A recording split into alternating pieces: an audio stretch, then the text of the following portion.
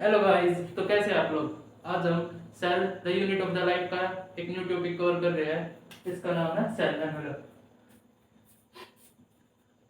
चलो स्टार्ट करते हैं। It it present in most of prokaryotic cells and particularly bacterial cells. मतलब ये ज्यादातर प्रोकैरियोटिक सेल्स में पाए जाते हैं और बैक्टीरियल सेल्स में, ठीक है। ये यूकैरियोटिक सेल्स में नहीं मिलते। Not present in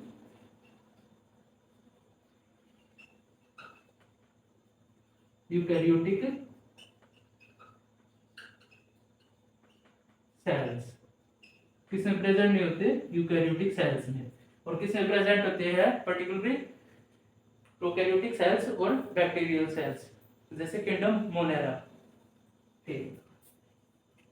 chemically complex envelope is tightly bound three layers three layer structure three layer structure chemically complex cell envelope is tightly bound three layer structure.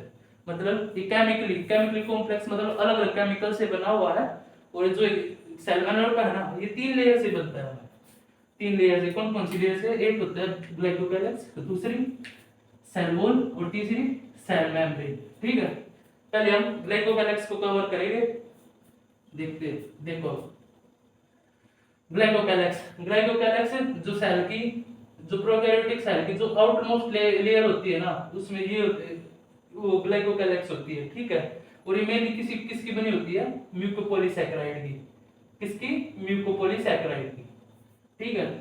Layer composition and thickness is differ in bacteria. ये कह रहे हैं कि जो layer, जैसे देखो ये समझ लो, ये सेल हो गया, ये सेल की सेल मेम्ब्रेन। ठीक है, ये कौन सी? ये क्या है? ये सेल वॉल। Cell wall. और जो ये आउटमोस्ट लेयर है ना, ये आउटमोस्ट लेयर, ये जो थर्ड लेयर है, ये किसकी लेयर है? ये कौन सी लेयर है? ये है ग्लाइकोकैलिक्स।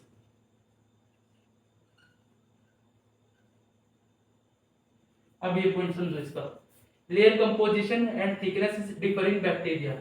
लेयर का कंपोजिशन मतलब जो इसकी थिकनेस है, मतलब किसी बैक्टीरिया, किसी प्रोकैरियोटिक सेल्स में तो ज्यादा मोटी होगी, ऐसे देखो।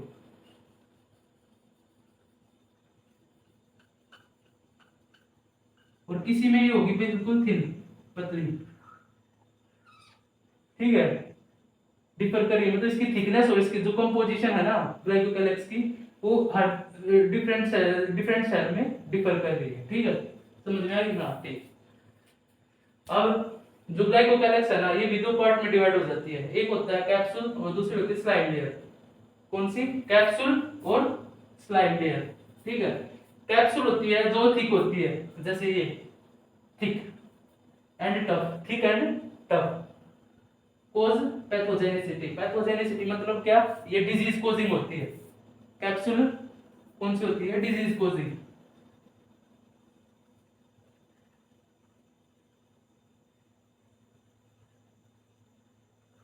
डिजीज कोजिंग क्या? Disease causing, pathogenicity. और जो आप देखते हैं स्लाइड लेयर थिन होती है, मतलब पतली होती है, जैसे ये लेयर। ठीक है, मतलब पतली लेयर है, लूज है। एक तो टफ हो, एक तो बिल्कुल टाइट प्रोटीन। टाइट मतलब एक लेयर के अंदर कोई ज्यादा जैसे भरा हुआ है बिल्कुल। एक लेयर बिल्कुल टाइट है, मतलब उसके अंदर जो पार्टिकल्स है ना, वे बिल्कुल चिपके हुए ऐसे ऐसे, बिल्कुल टाइट टाइट है। और एक लेयर जैसे लूज होगी, एक यहाँ पे है, ये यहाँ पे, ऐसे लूज लेयर। कैसी? Loose layer. It prevent from desiccation. Desiccation का मतलब क्या है? जो जैसे हमारा ये सेल है, इस सेल पे कोई पार्टिकल, जैसे कोई मॉइस्चर है एटमॉस्फेयर में, उसके वो ये अब्जॉर्ब करता रहता है। क्या करता है? अब्जॉर्ब करता है। इससे क्या, जो सेल का जो एक तो ये हो गया। एक क्या होगा, ये जो हमारी जो ये सेल है, इस सेल के अंदर वाटर है। ये वाटर जो ये स्लाइम लेयर है ना, ये क्या करती है, हमारे जो ये सेल के जो इस वाटर को ना, इस वाटर लॉस को कम करती है और यहाँ पे मॉइस्चर को एब्जॉर्ब करती है, जिससे सेल को मतलब एक तरीके से जिंदा रखती है। ठीक है, ये हो गया। अब देखो सेल वॉल। सेल वॉल क्या है, सेल वॉल मिडल लेयर है, ये वाली सेल की मिडल लेयर, ये न्यूक्लियस हो गया। Maintain shape of the cell maintain shape of the cell, ये टफ होती है और रिजिड होती है। मतलब जैसे अगर इस सेल वॉल की अगर ये शेप है ना, इस सेल वॉल की अगर ये शेप है, तो इस सेल की भी यही शेप होगी। अगर इस सेल की शेप, अगर ये इस सेल वॉल की शेप ये होती ना, तो सेल की भी यही शेप होती है। मतलब ये इसको शेप देता है, इसको सेल को। It provide structure support and prevent bacteria from, यहाँ पे दो बार लिख दे, इसको काट लेना, गलती हो गई। It prevent and prevent bursting, जैसे सेल ज्यादा वाटर अब्सॉर्ब कर लेता है, सेल ज्यादा अब्सॉर्ब वाटर कर लेता है। अब जो प्लाज्मा मेम्ब्रेन है ना, वो तो जैसे वाटर अब्सॉर्ब करती है वो स्वेल हो जाती है, पर एक टाइम के बाद वो फट सकती है। पर जो सेल वॉल है ना, सेल वॉल क्या करता है, सेल वॉल इससे ज्यादा पानी इतना होगा, इसकी लिमिट होगी यहाँ से, इससे ज्यादा ये पानी अब्सॉर्ब नहीं करने देगा। ठीक है, तो इससे सेल को ये सेल ब्रस्ट नहीं होने देता। अब आ गया तीसरी मेम्ब्रेन। कौन सी तीसरी मेम्ब्रेन, किसकी, सेल एनवलप की। सेल मेम्ब्रेन सिलेक्टिवली परमेबल मतलब जो सेल जैसे ये होगी सेल मेम्ब्रेन है, या पे पोर्स प्रेजेंट होगी। ये क्या करते हैं, ये सेल के जो सब्सटेंस है उसको अंदर भी बाहर भेजती है और उसकी अंदर आने जाने देती है। तो मतलब ये क्या, सिलेक्टिवली परमेबल। सिलेक्टिवली का मतलब ये होता है कि ये कुछ सिलेक्टिव सब्सटेंस को बाहर अंदर जाने देते हैं, अंदर आने जाने देते हैं। ठीक है, जैसे कोई मैक्रोमोलिक्यूल्स होगा तो उसको अंदर नहीं आने देंगे। इंटरेक्ट विद आउटर वर्ल्ड, ये तुम्हें बता ही दिया कि सब्सटेंस को अंदर बाहर भेजती है, तो इंटरेक्ट तो करेगी outer. This membrane is similar in structure to the, जो यूकैरियोटिक सेल होना, यूकैरियोटिक सेल और प्रोकैरियोटिक सेल में एक सिमिलरिटी होती है। क्या सिमिलरिटी होती है, जो उनकी सेल मेम्ब्रेन है ना, उनकी कंपोजिशन भी, केमिकल कंपोजिशन भी सेम होती है। मतलब केमिकल वो भी लिपिड बाइलेयर की होती है और ये भी लिपिड बाइलेयर की होती है। सेल मेम्ब्रेन भी लिपिड बाइलेयर की है यूकैरियोटिक सेल में भी और उसमें भी प्रोकैरियोटिक सेल में। ठीक है, समझ में। अब ये देखो, ईच लेयर परफॉर्म डिस्टिंक्ट मतलब जो ये अलग, ये तीनों लेयर है, ये डिस्टिंक्ट फंक्शन अलग अलग फंक्शन कर रही है, पर जो ये but together act as protective unit. पर ये तीनों एक साथ मिलकर क्या काम कर रही है, सेल को प्रोटेक्ट करने का काम कर रही है। समझ में आ गई। ठीक, चलो। Bacteria can be classified into groups in two groups on the basis of gram staining process होती है। कैसे, जैसे ये देखो, ये बैक्टीरिया क्या है, बैक्टीरिया को क्या करेगी, हम पहले आयोडीन के सॉल्यूशन में डाल देंगे। किसके में, नहीं, पहले हम इस पे क्या करेंगे, violet dye, crystal violet dye डालेंगे इस पे। एक मिनट है भाई, ये देखो, ये एक बैक्टीरिया है। अब इस पे हम क्या करेंगे, इस पे हम एक डाई डालेंगे। तो बैक्टीरिया भी किस कलर का हो जाएगा, क्रिस्टल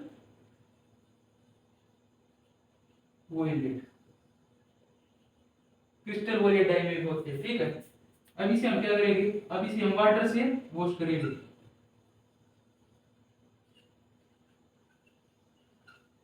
फिर हम इस पे क्या करेंगे, फिर हम इसको आयोडीन सॉल्यूशन में डालेंगे। किसमें,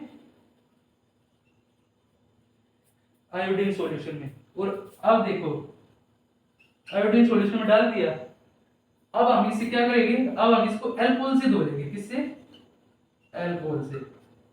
अब अगर इस बैक्टीरिया का अगर कोई दूसरा कलर आया, मतलब अगर ब्लू या कोई व्हाइट कलर आया, या फिर जब हम इसको आयोडीन में सॉल्यूशन में डालेंगे तो उसका ब्लू कलर आ जाएगा। ठीक है, अल्कोहल में धोने के बाद भी अगर इसका ब्लू कलर आया तो मतलब इसने क्या किया, कलर को स्टेन कर लिया, मतलब कलर नहीं उतरा इसका। अगर ये अल्कोहल में धुलने के बाद अगर इसका कलर धुल गया तो मतलब इसका जो कलर है वो धुल गया, ब्लू कलर की नहीं, अब ये अपने ओरिजिनल कलर में है, ठीक है। ये होता है स्टेनिंग प्रोसेस। कौन सा? ग्राम स्टेनिंग, मतलब ग्राम ग्राम स्टेनिंग प्रोसेस, ठीक है। अब देखो, एक होता है ग्राम नेगेटिव, एक होता है ग्राम पॉजिटिव, ठीक है। और इसको डिस्कवर किसने किया था इस प्रोसेस को? क्रिस्टन ने। किसने? Gram staining given by Kristen. अब देखो, जो ग्राम नेगेटिव होता है वो लूज कर देता स्टेन को, मतलब जो ये यहाँ पे अपने ओरिजिनल कलर में होगी, लूज कर दिया इसने ग्राम नेगेटिव वाले ने। और कोज डिजीज, मतलब ये पैथोजेनिसिटी फैलाएगा, डिजीज करेगा। डू नॉट लूज स्टेनिंग, ये इसी कलर में आता है, मतलब स्टेन को लूज नहीं होने देता, मतलब यहाँ पे ब्लू कलर है, अब यहाँ अल्कोहल में धोना तो ये भी यहाँ पे भी किस कलर में रह जाएगा? ब्लू कलर में। किस कलर में? ब्लू कलर में। Do not cause disease, do not cause disease, मतलब ये डिजीज नहीं करता, ये डिजीज करता है। समझ में आ गई? अब इसके कुछ एक्स्ट्रा पॉइंट्स हो रहा है, भी और देख लो एक बार। कहाँ गया भाई?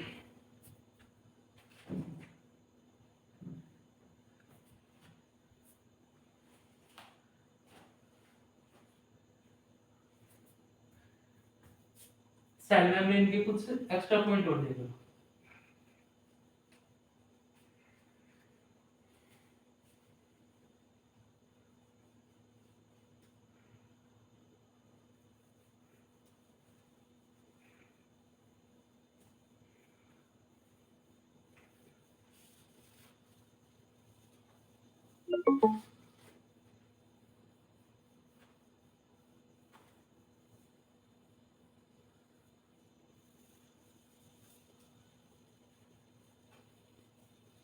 ये देखो, ज्यादा नहीं रह रहा कुछ भी।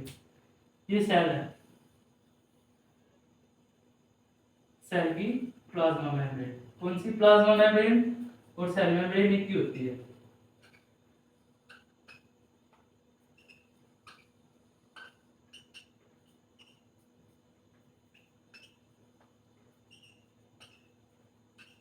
ठीक है।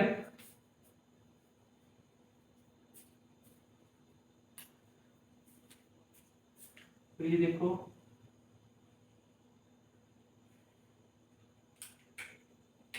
ये प्लाज्मा मेम्ब्रेन है। प्लाज्मा मेम्ब्रेन कई बार क्या होती है, जो साइटोप्लाज्म है ना, इसमें एक्सटेंड हो जाती है। क्या हो जाती है? इसमें एक्सटेंड हो जाती है और कुछ ऐसे स्ट्रक्चर से बना देती है, ठीक है। इन स्ट्रक्चर्स को हम क्या बोलते हैं? मेसोजोम। क्या बोलते हैं? मेसोजोम। प्लाज्मा मेम्ब्रेन की इन फोल्डिंग्स को, infolding in cytoplasm called mesosome. अब मेसोजोम क्या काम करते हैं? मेसोजोम जो प्रोकैरियोटिक सेल्स में प्रेजेंट होते हैं, ये यूकैरियोटिक सेल्स में प्रेजेंट नहीं होते। जो मेसोजोम क्या हेल्प करते हैं? मेसोजोम एक तो हेल्प करते हैं रेस्पिरेशन में, और दूसरा किस चीज में हेल्प करते हैं? ये cell formation, cell wall formation.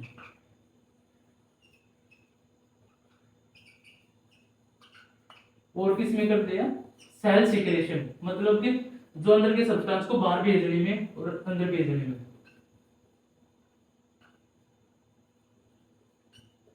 और किस चीज में हेल्प करती है हमारी? और हेल्प करती है हमारी डीएनए रेप्लिकेशन में।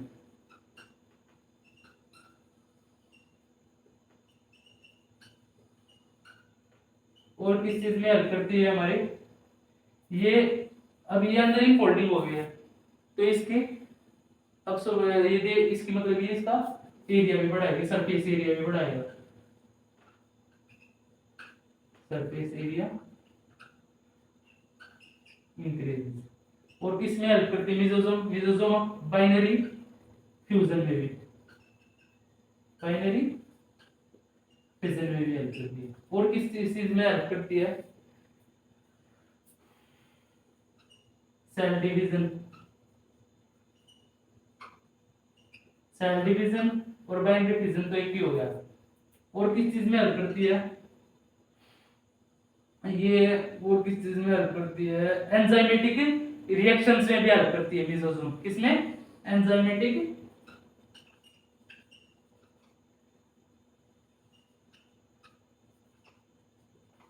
ठीक है, ये तो हो गया मेसोसोम। अब ये और देखो,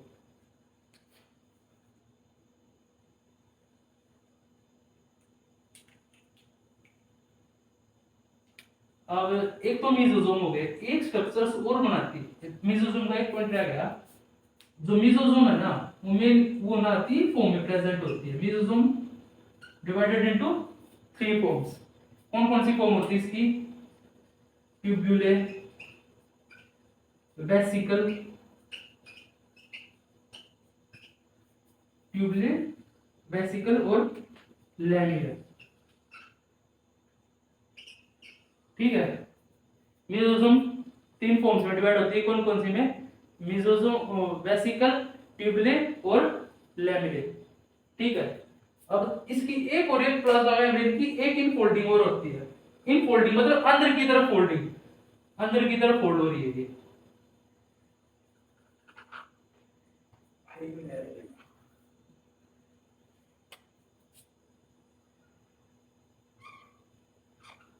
अंदर की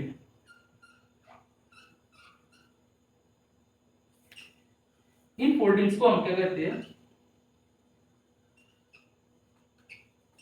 क्रोमेटोफोर बोलते हैं। क्या बोलते हैं? क्रोमेटोफोर। ठीक है, अब देखो क्रोमेटोफोर क्या किस चीज में हेल्प करती है? ये हमारी फोटोसिंथेसिस। प्रोकैरियोटिक सेल्स में किन चीज में हेल्प करती है? फोटोसिंथेसिस।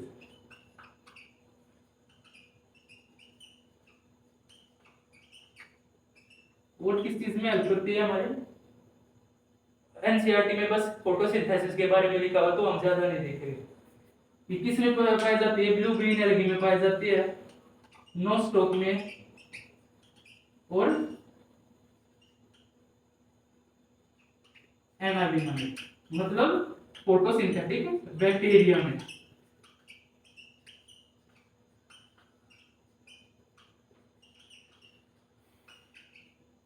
ठीक है, आगे समझ में इसकी कुछ, ये तो हो गई इन फोल्डिंग, और कुछ आउटर फोल्डिंग भी होती है।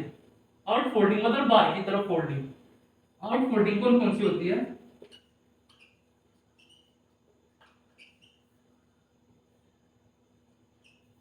Flagella,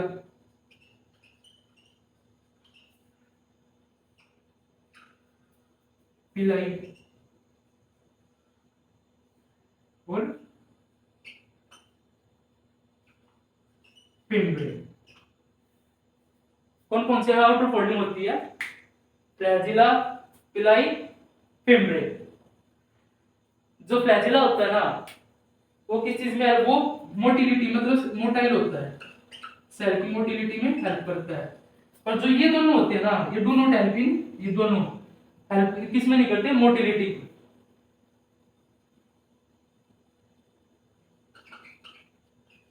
both not help in mobility.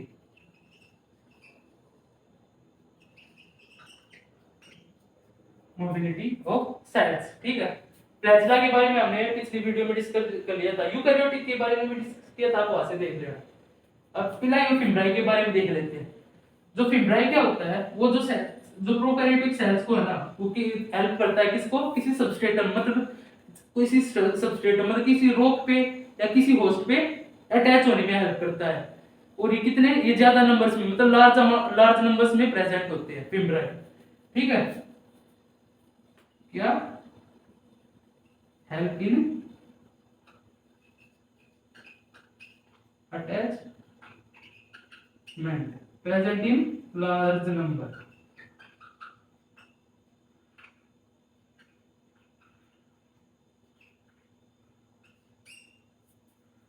Present in large numbers. अब पिलाई देखो, पिलाई क्या हेल्प करता है? पिलाई हेल्प करता है एक तरीके से जो प्रोकैरियोटिक सेल्स हो गया, ये सेल्स हो गए, ये सेल्स हो गए, ये ना प्रो पिलाई, ये पिलाई प्रेजेंट होगा। तो पिलाई क्या करता है, ये इसके और इसके बीच में एक ट्यूब बनाता है। इस ट्यूब को हम क्या क्या क्या बोलते हैं, कॉन्जुगेशन ट्यूब। कौन सी ट्यूब, कॉन्जुगेशन ट्यूब।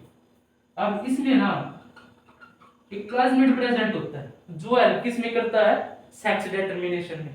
किसमें हेल्प करता है, सेक्स डिटरमिनेशन में। इसे हम क्या कहते हैं, प्लाज्मिड।